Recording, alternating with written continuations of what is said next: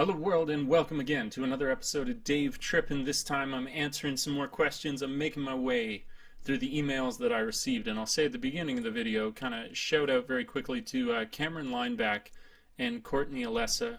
Thank you for subscribing, thank you for your emails, and I will make videos shortly, but you both wrote questions about cars, and so I actually wanted to kind of do something a little more, driving around with that, talking about the questions, making the video a little more interesting. So you're definitely on the short list. I don't have that many emails to work through. You're not forgotten. I'm going to be answering your questions shortly as well, so just so you know. But anyways, let's jump into the questions I am answering today, which is from the wonderful John Lemon.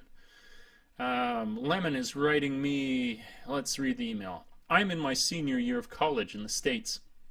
I have a degree in business law and will be working on accountancy and possibly something to do with criminal justice. Not bad. I'm impressed. I've started thinking a lot about my future, and through a lot of this thought, I've decided that Japan may be a possible future for myself.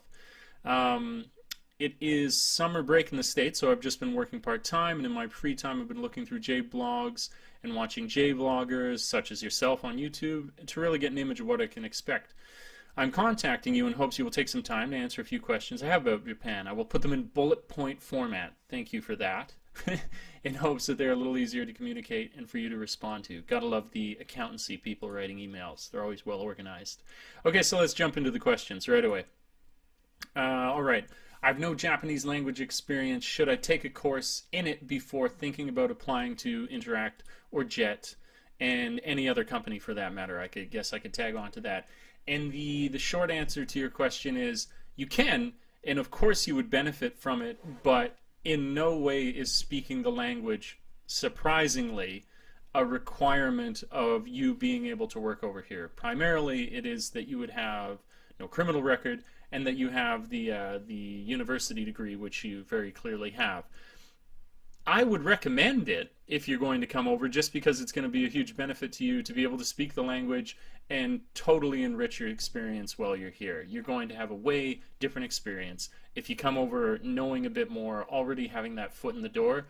I had a roommate who was here up until last March, and he did that, and he had a superior experience of Japan because his Japanese was so good, having begun the process of learning it before he'd come over. Okay, so that's thoughts on that. My degree isn't in English or teaching, but it is a BA. Will this be enough for programs such as Interact or JET? Yeah, it will.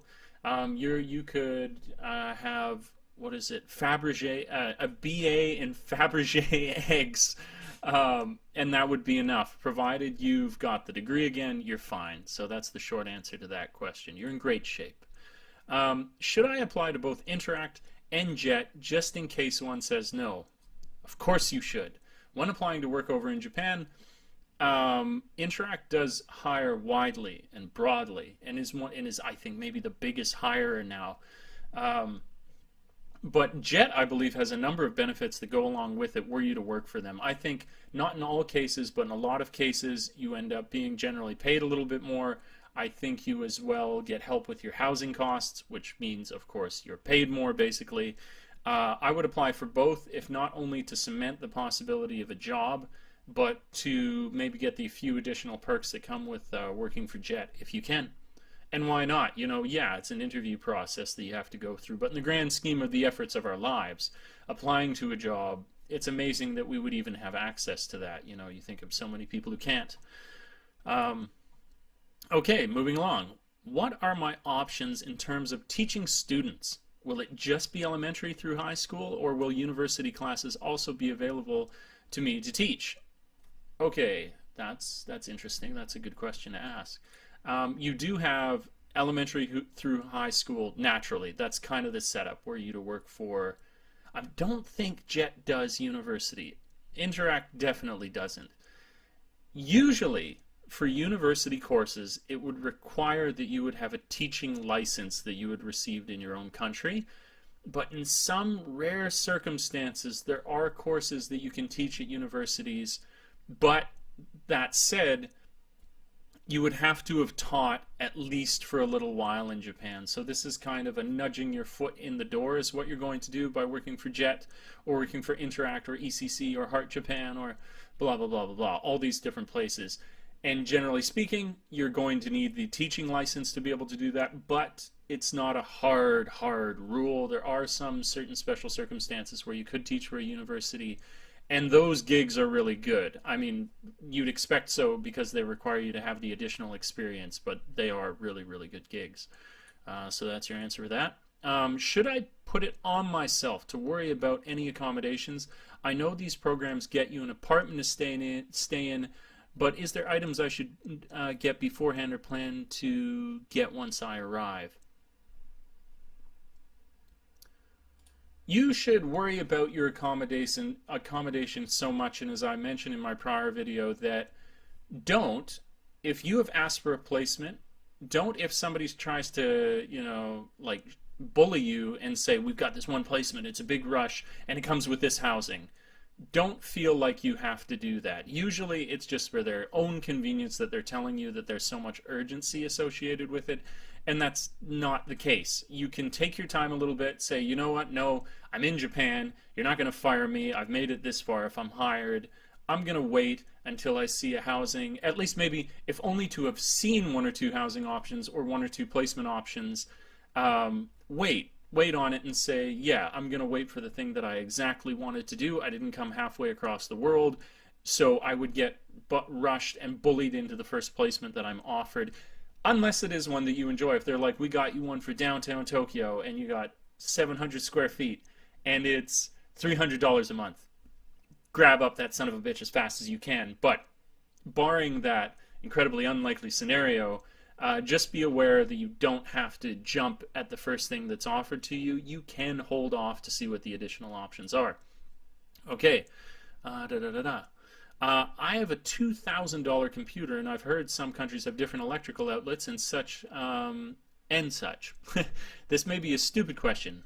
It's not. But will it be fully functional in Japan, even in the English format, or will I have to switch to Japanese and get a new keyboard and avoid hauling a 2,000 brick? And this is the case. If you've got a full-on, if you're talking about bringing over a $2,000 desktop computer, that would be awkward as fuck. I don't recommend lugging over like just the baggage fees and everything. If you have a $2,000 laptop as opposed to desktop, then you're in great shape. That's not directly related to your question, but I figured I'd comment on that.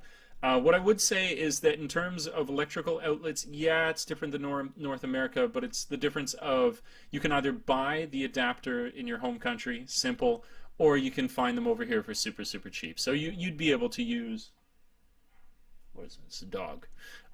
You'd be able to use your computer here, no problem. The electrical outlets thing is no problem. I'm on a computer. I'm recording all of this on a computer taken from Canada.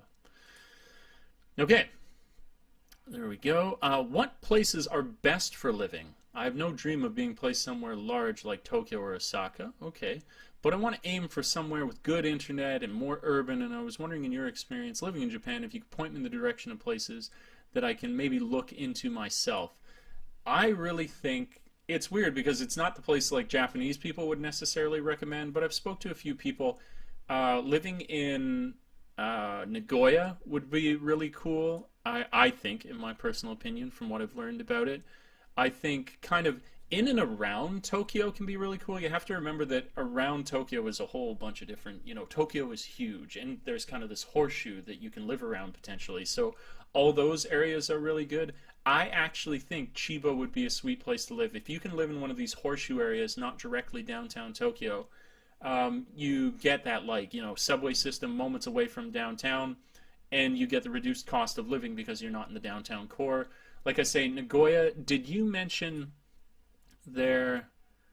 I would recommend, honestly, it's just one of the coolest cities in Japan, would be Kyoto.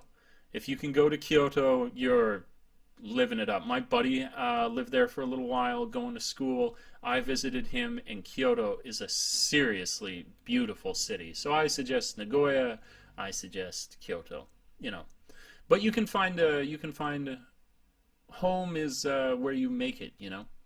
There's actually, I learned recently, I wish I could remember it. There's a Japanese expression for this. I'm sure we'd have it in English as well. Just like the more time you spend in a place, the more it becomes where you belong. Um, for better or for worse, I guess. Okay, quickly. I don't want this to be too long. Let's finish it off. I have a dog, 9 weeks. Should I plan on leaving him at home, or is it easy to take him with me? It's a good, honest question. No, I would definitely not recommend bringing him with you at all. I mean, I've had one buddy who brought a dog from one country to the other. You could, but I'm just talking in terms of the headache that you were going to put yourself through to try and get that animal over and certified and through all the different things that you have to do, because it's like a biohazard. I don't, maybe that's the incorrect description, but bringing over an animal is a pain in the ass, and that's to say nothing about the size of accommodation that you have. Now, maybe you're comfortable with that, maybe you're okay with living in a smaller place with your animal, but I really wouldn't recommend it. You're probably going to be in a place that's less than 300 square feet, and you're going to have to look after an animal. Your hours are such that you're going to be away the majority of the day. It's difficult to really care and look after an animal with that kind of situation. Okay, so there you go. Yeah, you say here you cut yourself off, so you may ask some more questions in the future. Mr. Lemon, you are more than welcome to. I did my best to answer these. I hope you find it useful. For anybody else checking out this video, please do like, subscribe, and share. If you do find it useful, you can always get a hold of me down in the contact below, as in just write in the comments what you want to know. It rhymed. Or you can send me an email directly like this gentleman has here, and I'll answer any questions about living, about teaching, about food, basically about anything that has to do with Japan or otherwise. I'll answer anything. Love questions, romance questions. I got it all. I can figure it out for you. Some good advice. Therapy, that's what I'm here for. But yeah, like I like to say, until we meet again, thanks for tripping with Dave. Ciao for now. Peace.